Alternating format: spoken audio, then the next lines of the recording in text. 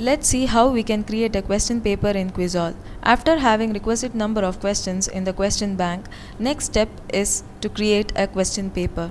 Log in to Quizall using your user ID and password. I am going to create a question paper for the subject science for grade 6 students. In home page, go to text, click on question papers to add a new question paper. In this page, you can see all the question papers already added. Click on add. In add question paper page, in name, I am giving a specific name for the question paper as science question paper. It can be any name. Since I am adding a science question paper, I am giving science question paper as name. Tags, I am selecting it from the drop down class 6. Duration for the question paper is 10 minutes.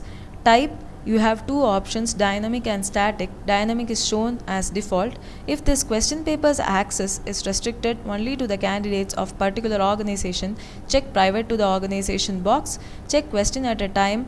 If you want the candidates to see only one question at a time, check negative marking if you want to give negative marks for the wrong answers.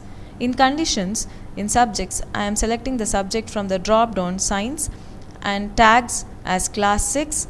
Concept as food from the drop down, as I have already added all these attributes while creating a question. Difficulty level is simple, as I have added only simple questions to the bank. Going to the last field, clicking on it, you can see all the questions selected according to the attribute selected. Saving the questions, I am changing the number of questions in the number of question column, and these number of questions are randomly selected from the total number of questions selected.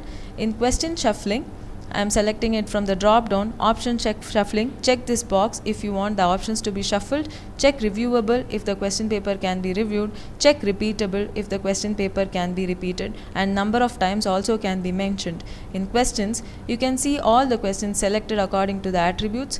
In marks, you can see the marks for different difficulty level. These marks also can be edited. Instructions, you can see instructions for the candidates, and these instructions also can be edited. Save the question paper.